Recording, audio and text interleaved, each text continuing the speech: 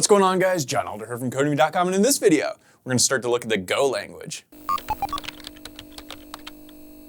Alright guys, like I said, in this video we're going to start to look at the Go language. But before we get started, if you like this video and want to see more like it, be sure to smash the like button below, subscribe to the channel, give me a thumbs up for the YouTube algorithm, and check out Fmt.com where you can use coupon code YouTube50 to get 50% off memberships, all my courses, videos, and books for one-time fee, which is insanely cheap. Alright, like I said, in this video we're going to start to look at the Go language, and we're going to spend a week or two on it. We're not going to get super detailed into it, but it's definitely something fun to look at. And we're gonna look at the basics in the next few days. So if you're familiar with Python, Go is gonna feel a lot different. It's more like one of your C languages, C++, something like that. And it can take a minute to get used to, but once you get into it, not too difficult, and it should be a lot of fun. So the first thing we need to do is install Go. So the first thing we need to do is download and install Go. And it's pretty simple. I'm just gonna head over to Google and type in Golang. Type in Go, it gets confused, so type in Golang. And it's just going to point us to the website here, go.dev. And you can come over here and click the download button. Now I'm on a Windows computer, so obviously I want the Windows installer here. If you're on Mac or Linux, you can grab one of these two options here. And we just want to save this file. I'm not going to do that because I've already done it on my computer. But when it finishes download, you'll go up here to the top, like right here on Firefox, or I think it's down in the bottom left-hand corner in Chrome. Click the thing, run the installer. It just runs automatically. It might ask you if you want to add Go to path. If it does, you do. If it doesn't ask for that, I don't remember if it does or not, but we definitely want Go on path. Now, one thing I'll mention is a lot of people, a lot of people use Visual Studio Code when they deal with Go. It's probably because Go kind of reminds you of C++ or maybe even a little C Sharpy, those Microsoft-y type programming languages. So it's kind of natural to want to use Visual Studio Code for that. And you can do that if you want.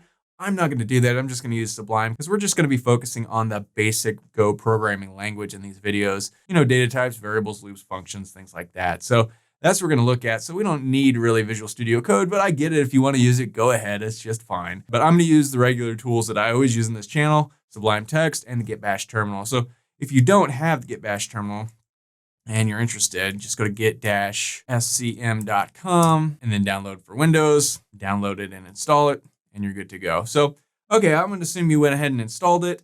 And if you had a terminal open, a Get Bash terminal, you'll need to close it and open it back up again. So let's head over to our terminal. I'm just in the basic directory it opens you into. So let's go ahead and make a directory for our Go stuff.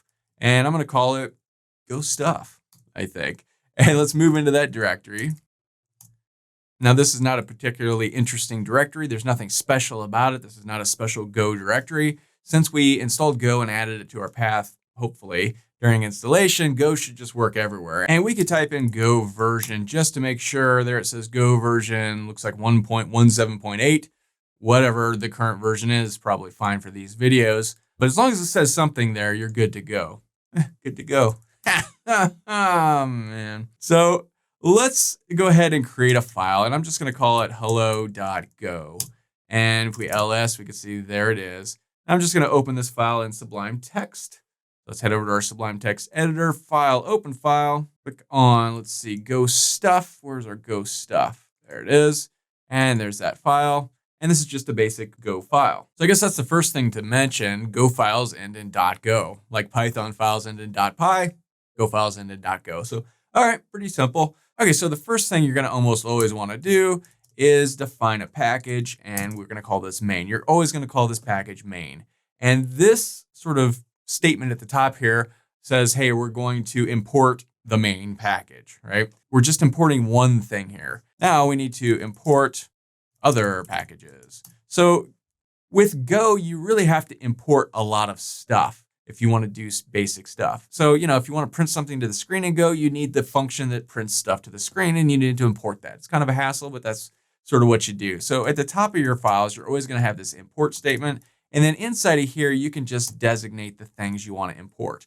So if we want the FMT function, we could do that. If we want the HTML function, we would do that. Now notice we are not putting like commas to separate these. I know it feels a little weird, just quotation marks and then slapping them on their own lines.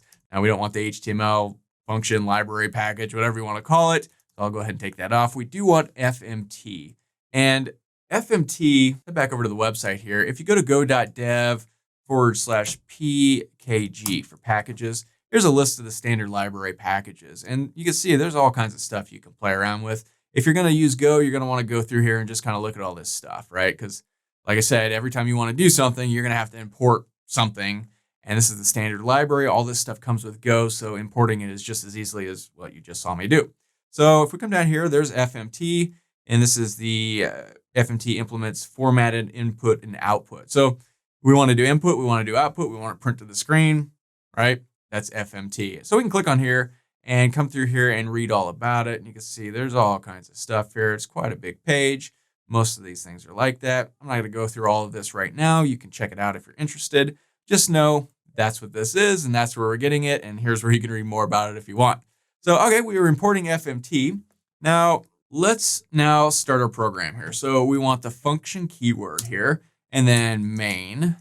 And then we do this, and inside of here is where we're going to write all of our code, at least, for now, since this is a very simple little program we're creating. So what do we want to do here? Well, anytime you're learning something new, you have to run the Hello World program, right? So to do that, we call our Fmt package, library, method, function, whatever you want to call this thing. And then what do we want to do? Well, we want to print to the screen. So let's go print. We want to print a line. Now there's several print functions you can use. There's regular print, there's printf, I think, and then println. Println is the one you're going to use right away for the most part because it's nice and easy. It adds white space for you. It adds new lines and things automatically. If you just want to do sort of raw without formatting of any sort, no white space, no new lines, you would do probably printf. Again, you can read all about this in that Fmt documentation we just looked at. So we got this println function. What do we want to do? Well, we want to go hello world. Woohoo! Woohoo! Woo! Woo! Woohoo! Woo! All right. So let's go ahead and save this. And that's kind of all there is to it, right? So we head back over to our terminal and we're in our C Go stuff directory. Let's clear the screen. To run Go programs, you just type Go, run, and then the name of the thing. So ours was Hello.go. We do that, it compiles, it does its thing, and boom, come on, there we go, hello world. That seemed to take a little while, and the thing about Go is it's like faster than Python, right? That doesn't mean it runs faster when you run it like that. It means something else completely, but we'll get into all that later. But you can see, hey, hello world, woo, woo, right? And there's our first Go program. So I don't want to go super long in this video. In this video, I really just wanted to sort of install Go, set up a little development environment, show you that you don't really need Visual Studio Code. You could just run it in the old terminal like we always do with everything else we do. And, show you a very basic program, the Hello World. I don't want to confuse everybody and get into like more stuff after Hello World because like Hello World and variables at the same day. I don't know about that. So we'll do that in the next video. But it's a little bit more complicated than like a Python. You have to import things. You have to declare stuff like this. I don't know.